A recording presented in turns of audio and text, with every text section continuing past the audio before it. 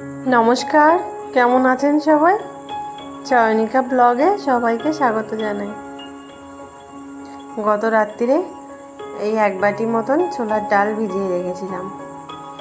সারা রাত ভিজে একেবারে নরম হয়ে গেছে, একটু চাপ দিলে ভেঙে পড়ছে। এই যে কিছুটা ডাল রান্না হবে আর কিছুটা দিয়ে আজকে একটু লাড্ডু বানাবো। মিক্সিতে বেটে নিলাম আর এই রকম করে প্রথমে সাদা তেলে ভেজে নেব। সয়াবিন তেল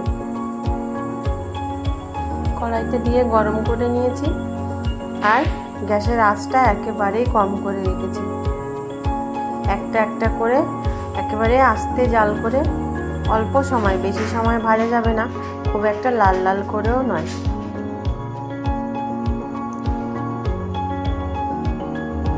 অল্প অল্প করে ভেজে নেব। একবার পাশে একটা দোকানে নয়, আমি বেশ কয়েকটা দোকানে, কিন্তু খুব কমই পাওয়া যায়, ছাতু দিয়ে লাড্ডু বানিয়ে রেখেছে। লাড্ডুতে কোনো রং দেওয়া নেই, আর বাকি যে লাড্ডুগুলো বানানো তাতে কিন্তু প্রায় সবগুলোতেই রং দেওয়া। ওই লাড্ডুটা আমি জিজ্ঞাসা করলাম, ওটা দেখতে অতটা ভালো ছিল না। দোকানদারকে জিজ্ঞাসা করলাম যে দাদা এইটা কিসের লাড্ডু? তা বলছে এইটাতে এমনি ছাতু দিয়ে বানানো হয়েছে আর উপরে একটা কিশমিশ দিয়েছিল, তো ওইটায় কোনো রং দেওয়া না। আর যেগুলো থাকে একটু লালচে লালচে ওইগুলো আসলে রং দিয়ে করে। তো আজকে আমি ভাবলাম যে ছোলা দিয়ে, আগেও আমি বানিয়েছি ছোলার ডাল দিয়ে, বাড়িতে রয়েছে অনেকগুলো ডাল, তো ওইগুলো দিয়ে আমি ভাবছি একটু লাড্ডু বানিয়ে নেব। এর আগেও অনেকবার করেছি বাড়িতে। এই ধরনের লাড্ডুটা বানালে অনেকটাই স্বাস্থ্যসম্মত হয়। যেমন ছোলার ডালটা খাওয়া হলো, এর মধ্যে একটু ঘি যাবে, ব্যাস। সবগুলো ভেজে নিলাম অল্প অল্প হালকা লালচে লালচে করে। এদিকে চিনির শিরাটা বানিয়ে নেব। এই যে আড়াই বাটি মতন, কাপের আড়াই কাপ আর কি, আড়াই বাটি নয়, ছোট্ট কাপের মতন চিনি দিয়ে দিলাম। আর ওর মধ্যে কম কম করে 2 কাপ জল দিলাম। ভালো করে ফুটিয়ে চিনির শিরাটা বানিয়ে নিয়েছি। আর এদিকটাতে এই যে ডালের বড়াগুলো ভেঙে ভেঙে পাখার নিচে দিয়ে ঠান্ডা করে আবার মিক্সি করে গুঁড়ো করে নিলাম। এই যে রং করতে হলে এই চিনির শিরার মধ্যে দেখি একটু রং দিয়ে দিলেই হয়ে যায়, কিন্তু বাইরের রংটা আমি আর ব্যবহার করলাম না। আর আমার কাছে সত্যি কথা বলতে রংটা নেইও। শিরাটা এইবার দেখছি হয়ে গেছে। এর মধ্যে এই যে বেটে রাখা ডালগুলো দিয়ে দেবো, ডালের গুঁড়োগুলো, ডাল নয়, ডালের এই যে গুঁড়িগুলো দিয়ে দেবো। ভালো করে চিনির শিরার সঙ্গে মিশিয়ে নেব। যদি ঘরে এলাচ থাকে তো একটু এলাচের গুঁড়ো এর মধ্যে ছড়িয়ে দিতে পারেন, খুব ভালো হবে। চিনির শিরাটা একটু মিশিয়ে নিয়েছি।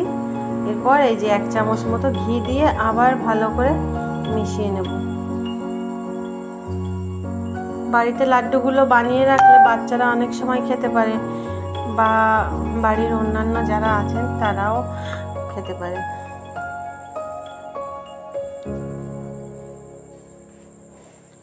ভালো করে মিশিয়ে নিয়ে, আর গ্যাসের আঁচটা কিন্তু এই সময় একেবারেই কম করা থাকবে, একটুও বাড়ানো যাবে না, একেবারে কম আঁচে মেশাতে হবে। আর বেশিক্ষণ কিন্তু রেখে দিলে ধরে যাবে, লালচে পোড়া একটা গন্ধও আসবে, লালচে লালচে হয়ে যাবে, ভালো লাগবে না। এই যে এবার মনে হচ্ছে হয়ে গেছে, এইবার আমি নামিয়ে নেব। আর যদি জল বা চিনির শিরা যেটা, ওইটার পরিমাণ যদি বেশি হয়ে যায় তখন জালটা একটু বেশি করে বারবার নাড়িয়ে চাড়িয়ে দিলেই হয়। একটু সময় ঢাকা দিয়ে রাখবো। বাইরে হুড়মুড় করে বৃষ্টি চলে এলো।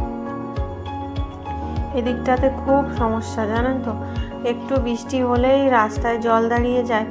ড্রেনের যে ব্যবস্থা, জল সরবরাহের যে ব্যবস্থা, এটা একেবারেই ঠিক নয়।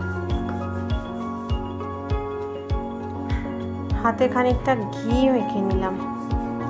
যাতে লাড্ডুর পাকটা দেওয়ার সময় ভালো করে পাক দেওয়া যায়, আর খুব সুন্দর একটা গন্ধও আসবে।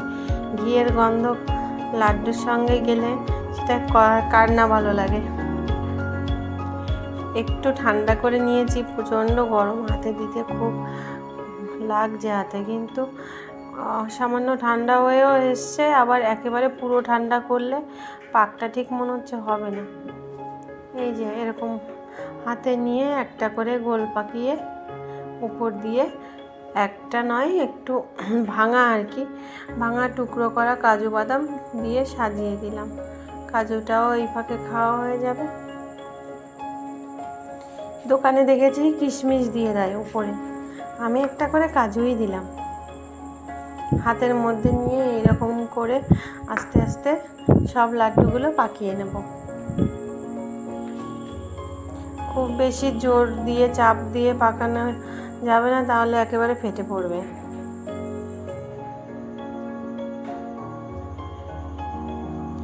ঘরে অনেক সময় অনেক সাধারণ জিনিস থাকে, সেই সব দিয়ে বাড়িতে ঘরোয়াভাবে অনেক কিছুই বানিয়ে নেওয়া যায়, যেগুলো বাড়ির পরিবারের অন্যান্য লোকজন আর বাড়ির বাচ্চা কাচ্চা সবারই স্বাস্থ্যের পক্ষে খুবই ভালো। এই দেখুন পাক দিয়ে কতগুলো লাড্ডু বানিয়ে নিয়েছি। হয়তো রঙটা আসেনি, কিন্তু স্বাদটা কিন্তু একেবারেই খারাপ হয়নি। মেয়েকে স্কুল দিতে হবে, চান করেও রেডি হয়ে নিয়েছে, শুধু চুলটা পাততেই বাকি। ওদের স্কুলে আবার নিয়ম রয়েছে, দুই সাইডে হয় বেনুনি করে যাবে, না হলে দুই সাইডে ঝুঁটি বেঁধে যাবে। দুই দিকে দুটো ঝুঁটি থাকবে, আর যাদের চুলগুলো একটু লম্বা তাদের দুই দিকে দুটো বেনুনি করতে হবে, আর দুটো লাল ফিতে বাঁধতে হবে। তো প্রতীক্ষার চুলগুলো আগে একেবারেই ছোট ছিল, ইদানিং তাও হয়েছে একটু বড় হয়ে উঠেছে, সেই জন্য ওর চুলে ঝুঁটি হবে। ওর চুলে বেনুনিটা আর হয় না সেইভাবে, করার চেষ্টা করেছি, কিন্তু একটু বেঁধে দিলেই খুলে পড়ে যায়, আর একটু লম্বা হলেই বেনুনিটা হবে। ওর ক্লাস টিচাররা তাই বলেছে ওকে দুই পাশে ঝুঁটি করতে। তুমি প্রতিদিন এরকম বসে দুটো ঝুঁটি করবে, তারপর ওকে নিয়ে আমার স্কুলে বেরোনো। তা আজকে তো দেরি হয়ে গেছিলো, আরও অনেকটাই চটজলদি দিয়ে, তো খুব জোরে হেঁটে এসেছি। তো দিয়ে আসার সময় ওইখান থেকে একটু বাজার করে নিয়ে এলাম। বাজার বলতে দুটো লঙ্কার চারা নিয়ে এসেছি।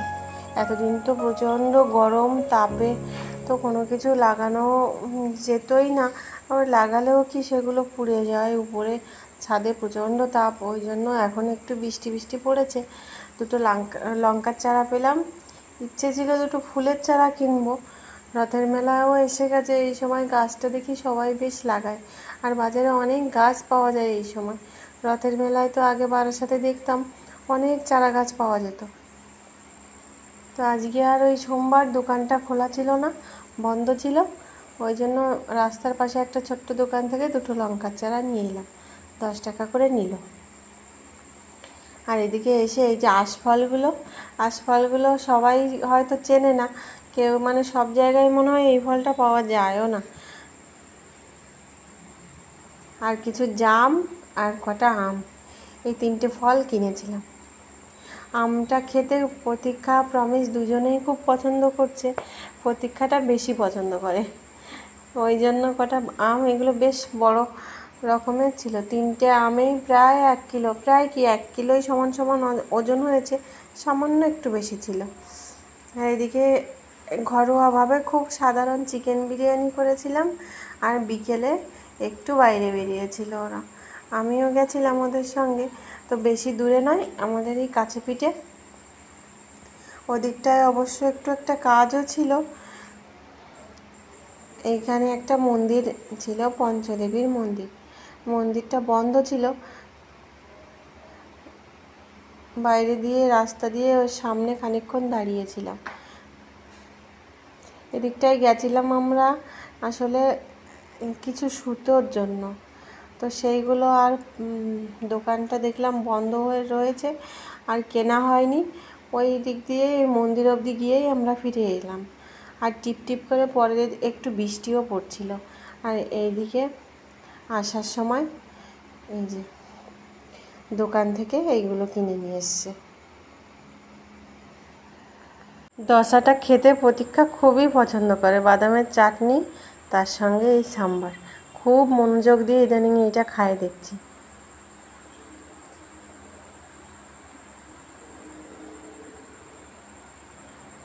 বাকি একটা অবশ্য ছিল প্রমিসের জন্য, ও আবার ওর বাবার সাথে একটু বেরোলো।